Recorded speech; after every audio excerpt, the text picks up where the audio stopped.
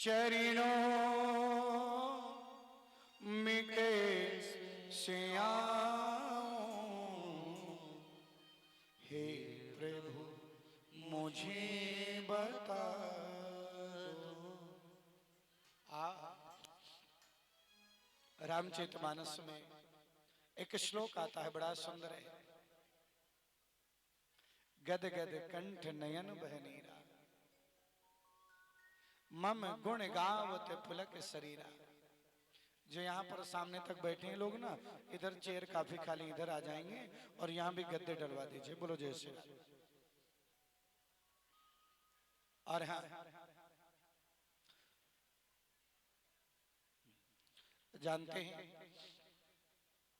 आज मानो भगवान सिर्फ श्रद्धा और भावना के भूखे। कहते हैं भागवत महापुराण को वेद व्यास जी ने लिख दिया और लिखने के बाद ध्यान दीजिएगा, सोचने लगी इस भागवत को मैं किसको पढ़ाऊं जो संसार में प्रचार प्रसार कर सके। और जैसी ये बात मन में आई, कौन है ऐसा व्यक्ति, हृदय से आवाज आती है, ऐसा व्यक्ति तो हमारे पुत्र श्री सुखदेव जी हैं, लेकिन उनको समाधि से जगाएगा कौन? कौन जगाएगा समाधि से? तो मन में आया समाधि से जगाने का भी काम अब भागवत भगवान को ही करना है। और आज जानते हैं दो शिष्य हैं और उन शिष्यों को एक श्लोक याद करा के भेजा और कहा सुखदेव जी के सामने इन श्लोकों का गान करना। और वो दोनों शिष्य आज जा रहे हैं और दोनों शिष्य आज श्लोक का गान करते हैं। भगवान के सौंदर्य का सौंदर्य पर श्लोक है। मेरे गोपाल कितने सुंदर लगते हैं और उनके सौंदर्य पर श्लोक है भागवत में, और उसी को गाया। बड़ा प्यारा। कि बरहा पीड़ा नटवरि बपो करिणयो करुणिकारो बिभ्रद्वाश कनक कपिशो वैजयन्तीं चमाला रंध्रान में डोरी अधर सुधया पूरयन गोप वृंदीर वृंदारण्यम शपद रमणम प्राविशद गीत कीर्ति। बड़ा ही प्यारा श्लोक। वरहा पीडम नट वर बपो कर्णयोः कर्णिकारम। भगवान के सौंदर्य को देखिए ना। मेरे जब बिहारी जी सजते हैं, जिनके मुकुट पे मोर पंख लगा हुआ है, मोर के पंख से बना हुआ जो मुकुट धारण किए हुए हैं, बोलो जय श्री राधे। और मानो जिनके कानों में कुंडल हैं, कर्णयोः कर्णिकारम बिभ्रद्वासः कनक कपिशम वैजयन्तीं चमाला। और ध्यान देना, यानी जो वक्षस्थल पर वैजयंती माला धारण किए हुए हैं और जिनके कमर पर जो पीताम्बर धारण करके जिनके कमर पर बांसुरी है, और उस बांसुरी को निकाला भगवान ने, और बांसुरी को निकाल करके आज गोपाल ने उस बांसुरी को अपने ओंठों पर धारण किया और जैसी अधरों से लगाया, हवा का संचार किया और जैसी फूंक डाली और बांसुरी बजने लगती है। आज बांसुरी की आवाज भगवान के जब पूरे ब्रह्मांड तक छा जाती है, तो जानते हैं जिन ऋषि महात्माओं की समाधि कई अप्सराओं के नाचने से भी नहीं टूटती, कामदेव के आने से भी नहीं टूटती, बांसुरी की ध्वनि को सुनकर आज उनकी समाधि टूट जाती है। बांसुरी की आवाज को सुनकर के आबाल वृद्ध वनिता जितने ग्वाल बाल हैं, गोपांगनाएं हैं, प्रजांगनाएं हैं, जो भगवान की तरफ दौड़ पड़ती हैं। गौएं दौड़ पड़ती हैं, बछड़े दौड़ पड़ते हैं, चिड़ियां चहकना बंद करके और भगवान के आसपास मंडराने लगती हैं, घूमने लगती हैं, मयूर नृत्य करने लगते हैं, भंवरे गुंजायमान हो जाते हैं। ऐसा सुंदर दृश्य उस बांसुरी की ध्वनि को सुनकर। और ध्यान देना, मेरे गोविंद के शरीर का जो रंग है ना वो नीला है। और जानते हैं और कहते हैं भगवान का जो सुंदर नीले आकाश के जैसा जो रंग है, और जैसे नीले आकाश में कोई तारा टिमटिमाता है, ध्यान देना, तो जैसे ही तारा टिमटिमाता है ना तो मानो जानते हैं,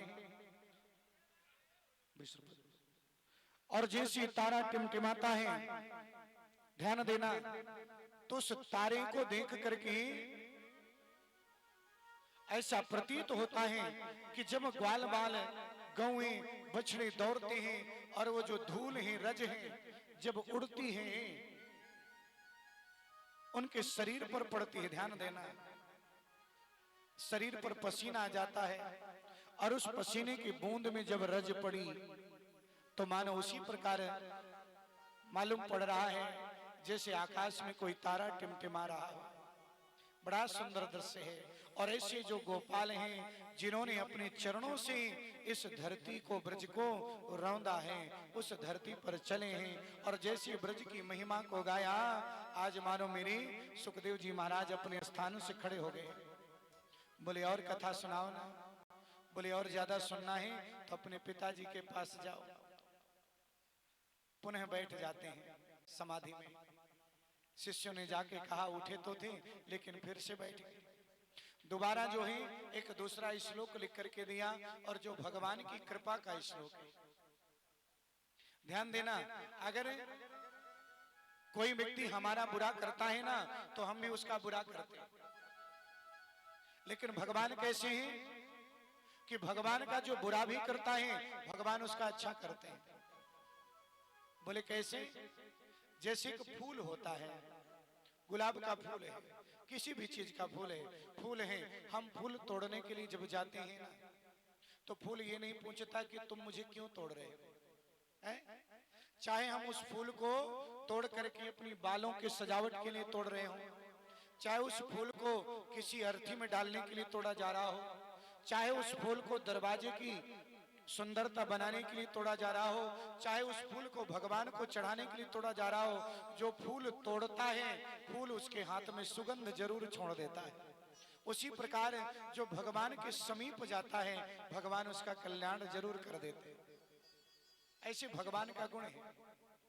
और कहते हैं मानो आज कृपालुता पर श्लोक आया कि जैसे पूतना भगवान को मारने के लिए आती है, अपने स्तनों में जहर भर करके भगवान को मारना चाहती है, लेकिन भगवान उसको वही गति देते हैं जो बाद में माता यशोदा को देते हैं।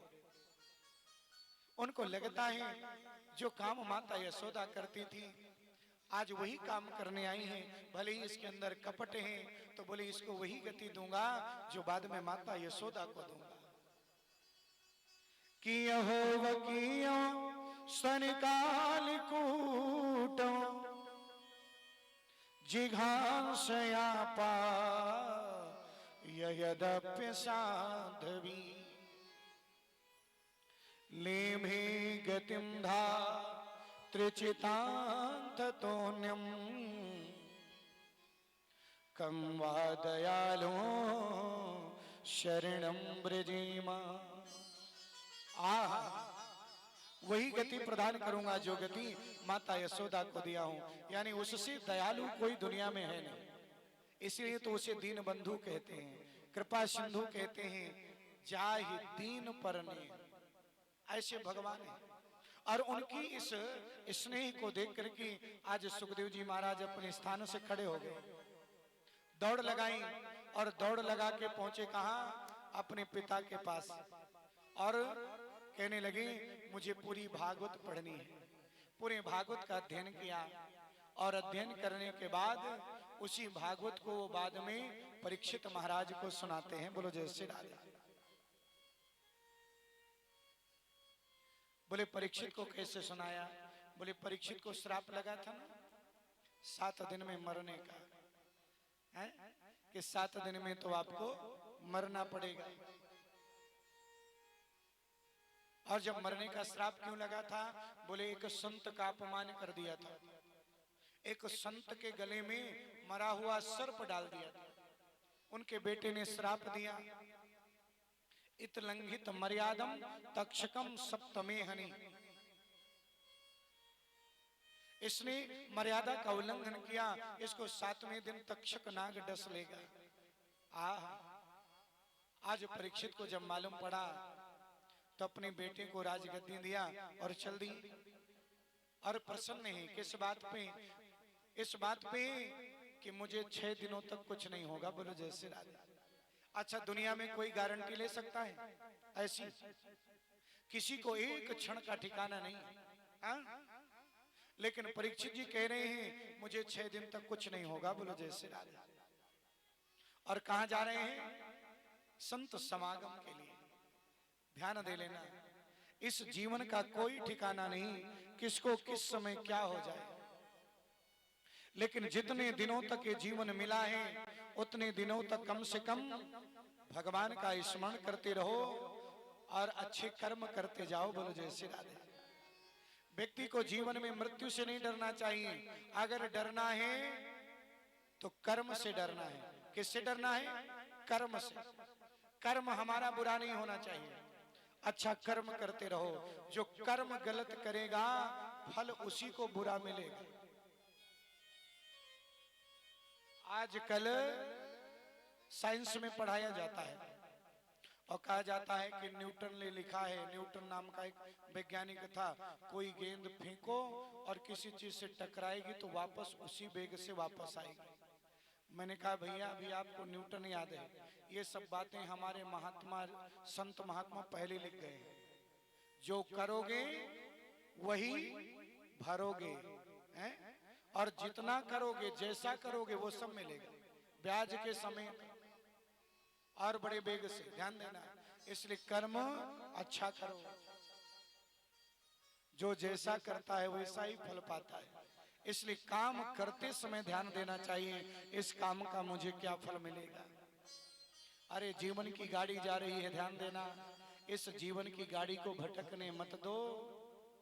आज परीक्षित महाराज भी यही सोच रहे हैं कब इसका उतरने का समय आ जाए, इस ट्रेन से कब उतरना पड़ जाए।